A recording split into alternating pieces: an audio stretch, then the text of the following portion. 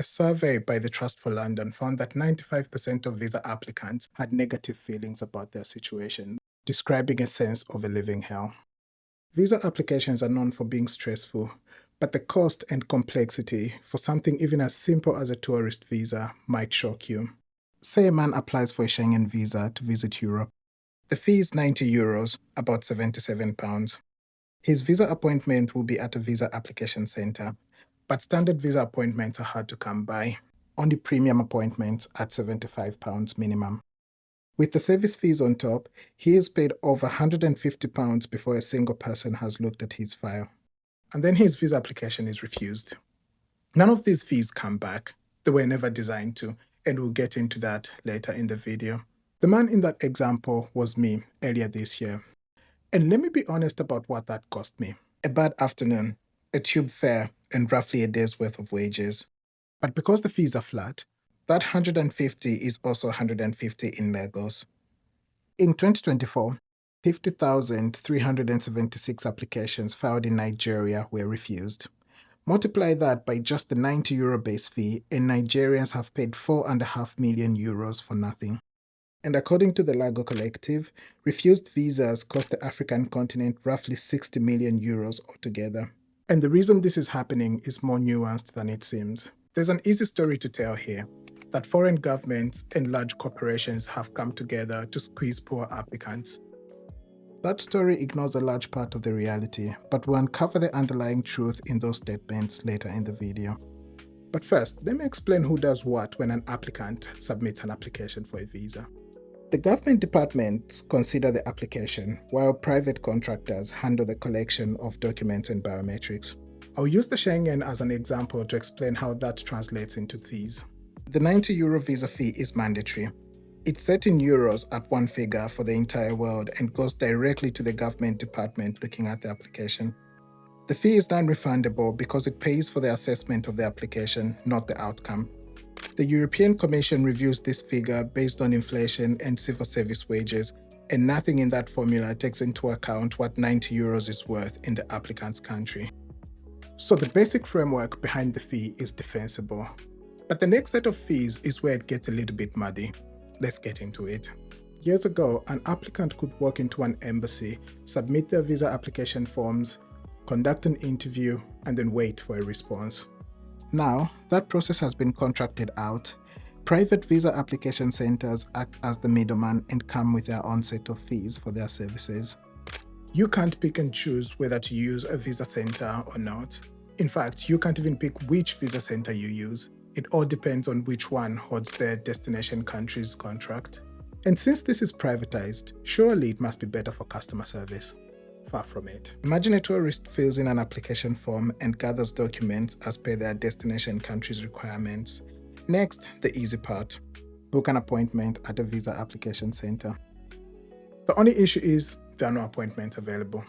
Not later today, not tomorrow, not next week, not even next month. Well, unless you go for a premium appointment, which costs around £100 more on top of the mandatory fees. And here's the cost that doesn't get added to these calculations. These visa application centers cluster in capital cities. For an applicant living in a small town, that's the cost of a day's travel, maybe a night's accommodation, and lost wages. And when all is said and done, an applicant leaves their passport. By the way, you're essentially trapped since most of them hold on to your passport while they process the application.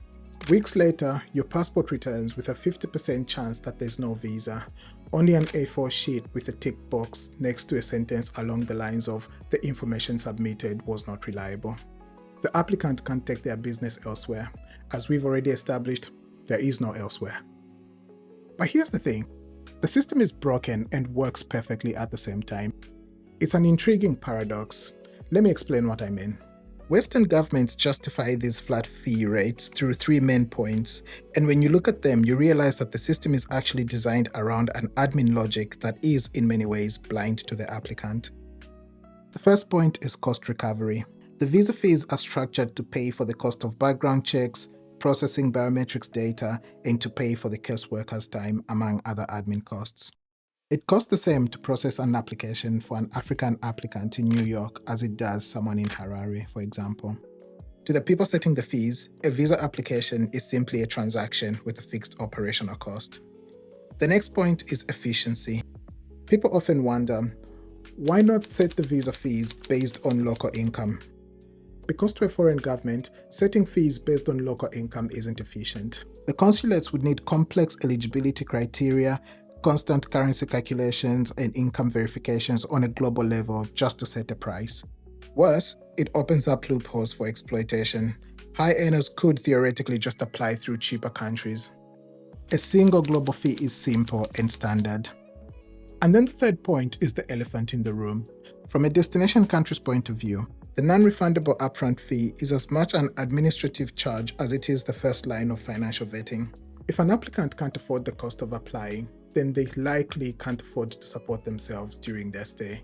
The fees are built on these points, and the people running the system see the policy working exactly as intended. But there's a side of this that's bigger than financial loss, where the fees become the least of an applicant's concern, where it impacts human lives, specifically family visas. A rejected tourist visa is a holiday lost, a painful inconvenience, but a delayed family visa is a life suspended.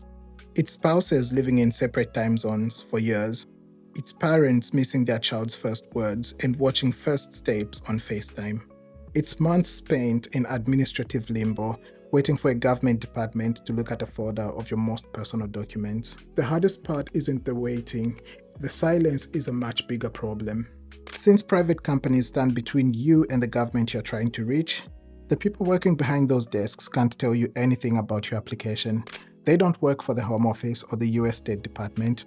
They're logistics contractors, and they have zero access to the actual decision makers. So when week 12 turns into week 20 and week 20 into week 24, there isn't a phone number to call. There isn't a person you can email. For the UK, you're offered a paid inquiry. You literally pay a fee per minute or per email to an outsourced call center, only to receive a template response saying your application is still being processed. And that brings us to early 2023, one of the most revealing moments in modern immigration management. The UK Home Office was facing massive backlogs. Standard processing times for spouse and family visas applying from abroad had doubled, stretching to over 6 months.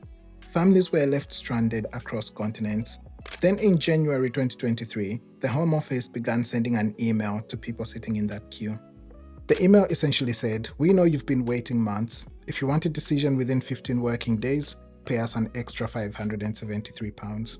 Basically, if you have the money, your family gets reunited in 3 weeks. If you don't, you go to the back of the queue. When basic administrative efficiency becomes an add-on, when the service you've already paid for is monetized as a premium tier, speed stops being a standard of good process but a luxury product. Before we wrap up, there's an argument that comes to mind. If visas outside the continent are so expensive, complicated, and unfair, why don't Africans just stay, travel, work, and study within Africa? It's a logical question, and to answer it, we first need to look at how the modern world actually works.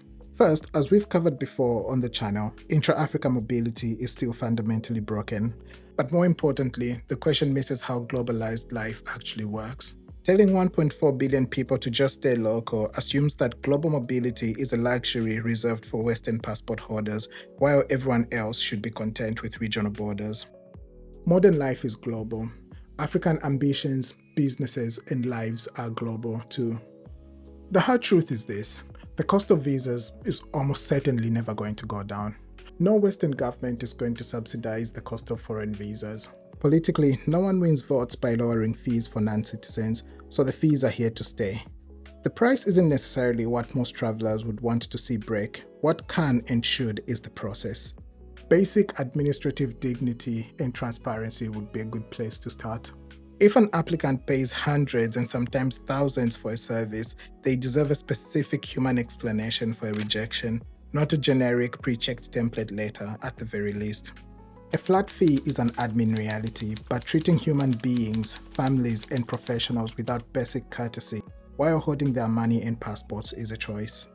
And until that choice changes, visa inequality will remain a tax on people's time, dignity, and connection. Now, we've discussed the difficulty of crossing borders within Africa in a previous video and why flying within the continent is complicated. But while we are on the topic of global mobility, You may have noticed that the majority of airlines that connect the African continent to the rest of the world aren't actually African. Why are so many African airlines not allowed to fly to key global destinations, and what does that cost the continent? The answer, as usual, led me down a rabbit hole. Come back for that one. Thanks for watching.